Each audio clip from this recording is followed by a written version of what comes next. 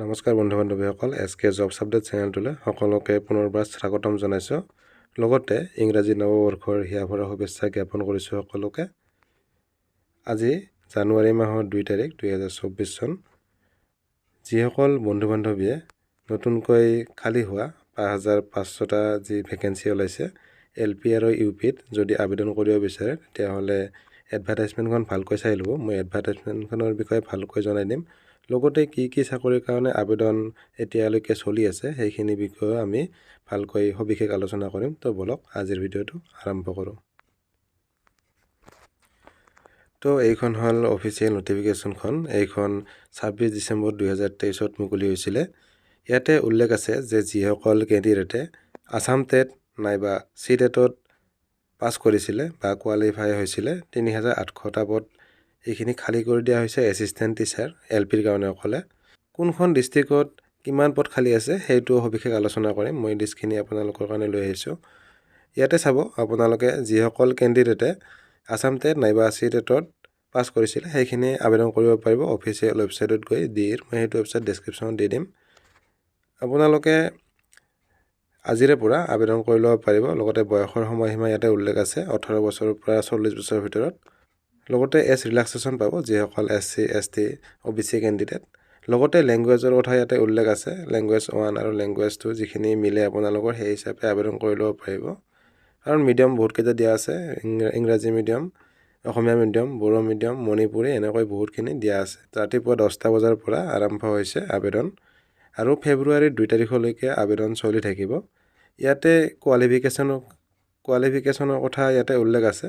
এটা বেয়া খবৰ আছে যে NIOSত কৰা যিখিনি কেণ্ডিডেট আছিলে সেইখিনি আবেদন কৰিব নোৱাৰিব। যিখিনি ৰেগুলাৰ মুডত কৰা আছিলে DLED নাইবা BEd সেইখিনি আবেদন কৰিব পাৰিব। LPৰ কাৰণে BEdৰখিনি নোৱাৰিব, DLEDৰখিনি পাৰিব।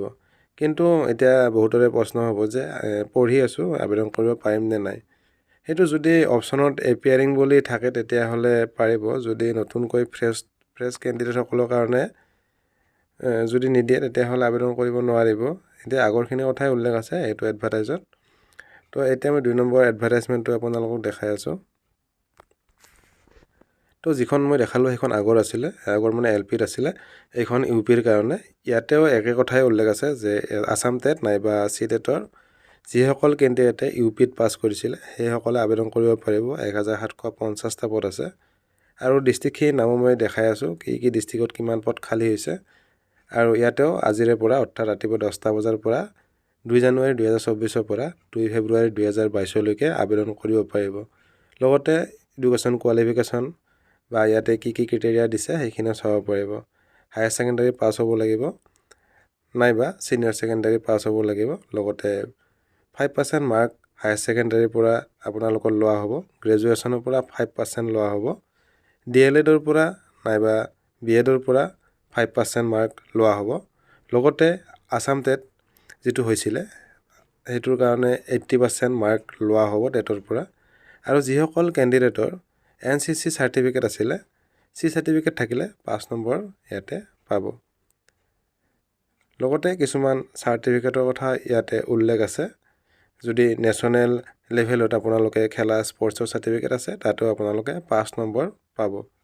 নাইবা কালচাৰেল এক্টিভিটি যদি আপোনালোকে অংশগ্ৰহণ কৰিছিলে নেশ্যনেল লেভেলত তাতো আপোনালোকে 5 নম্বৰ লাভ কৰিব। লগতে BSCৰ কাৰণে ছায়েন্সৰ টিচাৰখিনি এক্সট্ৰাকৈ দিয়া আছে। লগতে NCCৰ কাৰণে ইয়াতে উল্লেখ আছে মাৰ্কখিনি, আপোনালোকে চাই ল'ব এইখিনি। তো কিমান চেলাৰী হ'ব সেইটো উল্লেখ আছে। 14,000ৰ পৰা 70,000ৰ ভিতৰত চেলাৰী দিয়া হ'ব। পে'মেণ্ট 2ত দিয়া হ'ব চেলাৰী।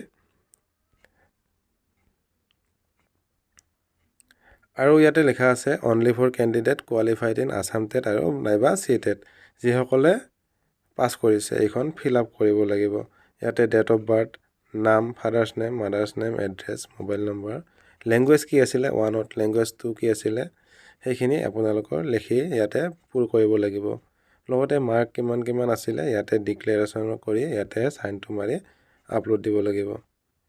আৰু বাকী কি ডকুমেণ্ট লাগিব, পাছপৰ্ট চাইজ ফটোগ্ৰাফী, SSLCৰ admit card, higher secondary marksheet আৰু চাৰ্টিফিকেট, গ্ৰেজুৱেশ্যনৰ মাৰ্কশ্বিট আৰু চাৰ্টিফিকেট আৰু যদি আপোনালোকৰ কিবা যদি এনি আদাৰ মাৰ্কশ্বিট যদি কিবা চাৰ্টিফিকেট আছে হায়াৰ এডুকেশ্যনৰ MA কৰা MSc কৰা MBA কৰা যিয়ে নহওক সেইখিনি যদি আছে আৰু লগতে DLED নাইবা BEdৰ মাৰ্কশ্বিটখন লাগিব UPৰ কাৰণে BEd যদি আছে কৰিব পাৰিব কিন্তু LPৰ কাৰণে অকল DLEDৰ কেণ্ডিডেটখিনিহে কৰিব পাৰিব যদি কাষ্ট চাৰ্টিফিকেট আছে তেতিয়াহ'লে SC ST OBC MOBC EWS নাই ইয়াতে আপোনালোকে এইখিনি দিব লাগিব লগতে PRC বিচাৰিছে লগতে চাৰ্টিফিকেট মাৰ্কশ্বিট বিচাৰিছে যিখন আপোনালোকে পাছ কৰিছিল আসাম টেট নাইবা CTETত সেইখন ইয়াতে আপলোড দিব লাগিব যদি ডিজেবিলিটি কেণ্ডিডেট হয় PWD কেণ্ডিডেট হয় তেতিয়াহ'লে সেইখনো ইয়াতে এটাচ কৰিব লাগিব লগতে সিগনেচাৰ এটা লাগিব এটা মই লিষ্টখিনি দেখাই আছোঁ ক'ত কিমান পোষ্ট খালী আছে তো এইখন প্ৰকাশ পাইছে 1 জানুৱাৰী 2024ত ইয়াতে মিডিয়াম আৰু কাষ্ট ৱাইজ গোটেইখিনি ভাগ কৰি দিয়া হৈছে ইয়াতে আপোনালোকে চাব পাৰিব কিমান পদ খালী আছে ক'ত খালী আছে প্ৰথমতে এইখন যিখন আপোনালোকে দেখা আছে এছিষ্টেণ্ট টিচাৰ LPৰ কাৰণে হয় ইয়াতে টোটেল পদ আছে 3156টা বৰপেটাৰ কাৰণে 11 বঙাইগাঁও 23 দৰং 31 ধেমাজি 51 আছে ধুবুৰী 76 ডিব্ৰুগড় 117 গোৱালপাৰা 62 গোলাঘাট 101 যোৰহাট 87 লখিমপুৰ 203 মৰিগাঁও 57 নগাঁও 126 নলবাৰীত ইয়াতে URৰ কাৰণে নাই শোণিতপুৰ 223 তিনিচুকীয়া 107 মাজুলী 38 চাউথ চালমৰা 59 এনেকৈ unreserved OBC SC ST PWD T tribe এনেকৈ ভাগ কৰি দিয়া আছে ইয়াতে EWSৰ কাৰণে কোনো ৰিজাৰ্ভেশ্যনৰ কথা ইয়াতে উল্লেখ নাই এইখন বেংগলী মিডিয়ামৰ কাৰণে হয় আপোনালোকে স্ক্ৰীনশ্বট ল'ব পাৰে এইখন বড়ো মিডিয়ামৰ কাৰণে হয় টেবুল 3 যিখন আছে টেবুল 4ত আছে এইখন গাৰো মিডিয়াম স্কুল গোৱালপাৰাত ST প্লেনৰ কাৰণে 7টা পোষ্ট খালী আছে টেবুল 5ত এইখন হিন্দী মিডিয়াম এছিষ্টেণ্ট টিচাৰ LPৰ কাৰণে লগতে এইখন হামৰ মিডিয়াম এছিষ্টেণ্ট টিচাৰ LPৰ কাৰণে Manipuri Assamese medium assistant teacher এইখন UPSৰ কাৰণে অৰ্থাৎ আপাৰ প্ৰাইমাৰীৰ কাৰণে ইয়াতো 673টা পদ খালী আছে বেংগলী মিডিয়ামৰ ইয়াতে 302টা পদ খালী আছে টোটেল টেবুল 3ত ইয়াতে গাৰো মিডিয়াম ইয়াতে 9টা পদ খালী আছে টেবুল 4ত চাব হিন্দী মিডিয়ামৰ এছিষ্টেণ্ট টিচাৰ ইয়াতে 31টা পদ খালী আছে হামাৰ মিডিয়ামৰ কাৰণে 1টা পদ খালী আছে মণিপুৰী মিডিয়াম এইখিনি UPৰ কাৰণে গোটেইখিনি ইয়াতে 4টা পদ খালী আছে বড়ো মিডিয়ামৰ কাৰণে 12টা পদ আছামিজ মিডিয়ামৰ কাৰণে গোটেইখিনি ডিষ্ট্ৰিক্ট মিলাই আপোনালোকৰ 310টা পদ খালী আছে এইখিনি আপোনালোকে চাই ল'ব পাৰিব মই গোটেইখিনি যিখিনি আপোনালোকক লাগে সেইখিনি মই ডেছক্ৰিপশ্যনত লিংকটো দি দিম আপোনালোকে চাই ল'ব পাৰিব ভিডিঅ'টো শেষ কৰাৰ আগতে আৰু এটা খবৰ দিব বিচাৰিছোঁ অইল ইণ্ডিয়া লিমিটেড